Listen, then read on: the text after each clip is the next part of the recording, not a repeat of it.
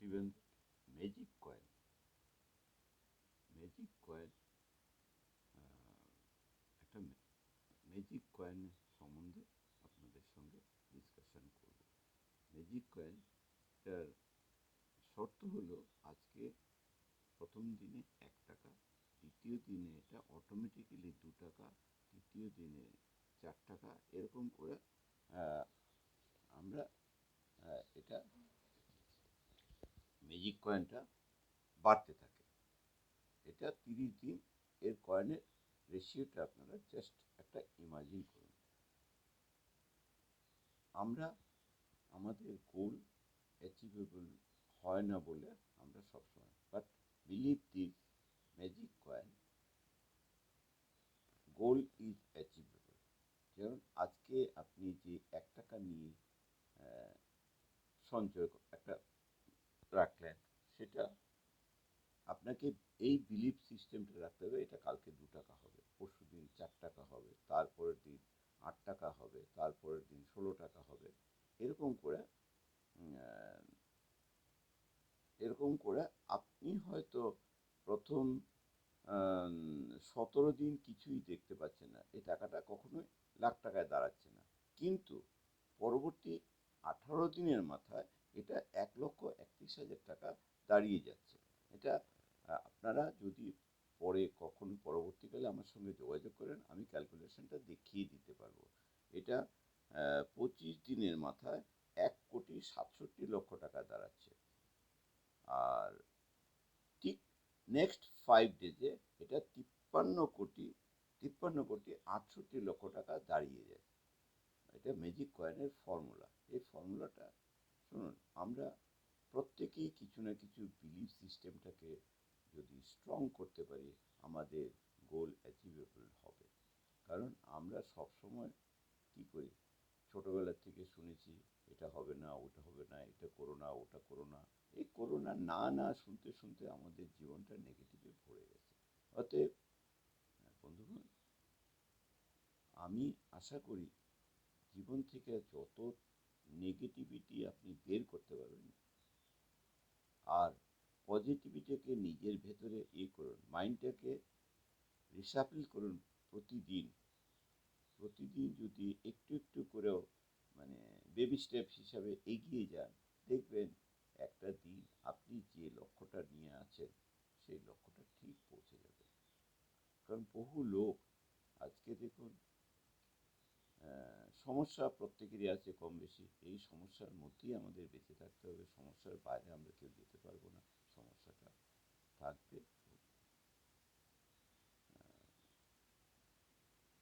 এই তো আজকেই মানে গত পরশু দিন আমার মেয়ে গিয়েছিল পাসপোর্ট ভেরিফিকেশন করার জন্য, পাসপোর্টের নিয়ে। তবে 2 সপ্তাহ আগে আমি গিয়ে ভেরিফিকেশনটা করিয়ে এসেছি। তো ওই দিন ওরা কিছু বকশিস চেয়েছিল, কিন্তু আমি দিইনি।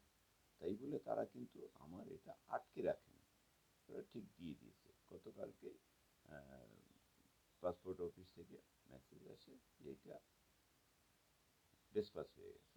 তাতে সবসময় যে আমরা ব্লেমটা দিয়ে থাকি ওনারা আমাদের কাছে পয়সা ছাড়া কাজ করেন, এটা ঠিক না। পুলিশরা, এর আগেও আমি অনেকবার দেখেছি পুলিশরা ভীষণ সহযোগিতা করে এবং সহযোগিতা করে বলে, অতএব আমি তাদেরকে ব্লেম দিতে পারি না, আমি তাদের প্রশংসাই করি। এর আগে লালবাজারে একবার গিয়েছিলাম একটা পোস্টমর্টম রিপোর্ট বের করতে। তখন সেই পোস্টমর্টম রিপোর্টের জন্য যার রিপোর্টটা দরকার ছিল, উনি বারবার বলছে যে আপনি টাকা পয়সা লাগলে দিয়ে আপনি রিপোর্টটা বের করে নিয়ে আসুন। আমি বললাম না না, আমার কাছে কেউ টাকা পয়সা চায়ও না, আমি দিইও না। কারণ টাকা পয়সাটা আমার কাছে ফ্যাক্টর নয়। দেখুন, এই যে আপনি কাজটা বলেছেন আমি করে দিচ্ছি, তার জন্য তো আমি কোনোদিন কারোর কাছে ক্লেম করি না। তো ব্যাপারটা, আমার মেন্টাল স্ট্যামিনাটা এত হাই, যার জন্য আমি আমার মানসিক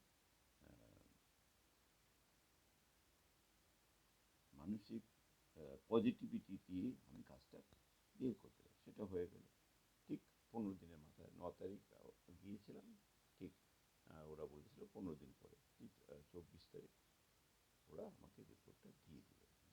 পরে আমি যার রিপোর্ট তাকে আমি ফটোকপি করে পাঠিয়ে দিলাম। তো খুব খুশি। তারপরে তো যাই হোক, তাদের কাজটা হয়ে গেল। তারপরে পরবর্তীকালে আবার আমাকে লালবাজারে যেতে হলো পোস্টমর্টম রিপোর্ট আনার জন্য। সেখানে বললো যে না, আপনি দাঁড়ান, আপনি আজকেই পেয়ে যাবেন। কয়েক ঘন্টার মধ্যে রিপোর্টটা দিয়ে দিল। অতএব ভালো মন্দ মিলিয়েই কাজ আছে, সবাই যে বাজে কাজ করে এরকম না। আমার তরফ থেকে এটা হয়তো অনেকেরই অবাক লাগবে যে কী করে সম্ভব আপনি বিনা পয়সায় পুলিশের রিপোর্টগুলি বের করতে পারেন। এটা আমাদের কাছে গ্রহণযোগ্য না।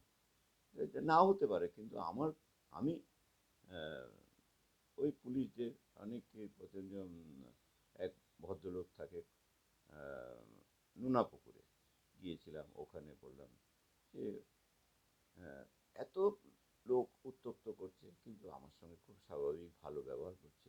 আমি তখন বললাম, দাদা, আপনাদের সম্বন্ধে তো সবসময় বাজে কথাই শুনি, কিন্তু আপনাকে দেখা তো আমার মনে হয় না যে আপনারা সত্যি সত্যি বাজে বদনামের ভাগী হচ্ছেন। এটা তো আমার কথা বলে, দেখুন স্যার, ছাড়ুন, যে যা বলে বলুক, আমাদের তো কাজ করতেই হবে, সব কথা শুনলে আমরা কাজ করতে পারবো না।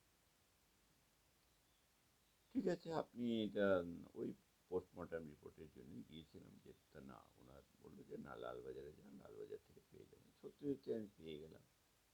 তারপরে উনি আমাকে নাম্বারও দিয়েছিল, এখনও আমি ওনার সঙ্গে যোগাযোগ রাখি। কিন্তু পার্সোনালি আর দেখা করা হয়ে ওঠেনি। আমার খুব ভালো লাগে যে এই কাজগুলি আমরা হাতে, কিন্তু দুঃখের সঙ্গে জানাতে হচ্ছে যে যারা এত প্রাণপাত করে পরিশ্রম করে, এটা আমার ইয়ে